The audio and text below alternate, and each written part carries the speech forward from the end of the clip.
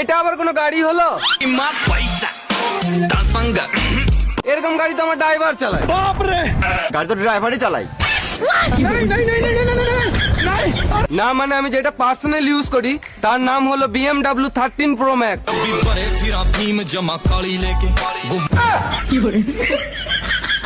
এটা আবার কেমন গাড়ি? ও তুমি বুঝবেন, এটা এই হালে বেরিয়েছে। ও মেনে নিতে হবে। আর আমি যে পার্সোনাল হেলিকপ্টারটা ইউজ করি ওটা হলো হিরো স্প্লেন্ডার প্লাস।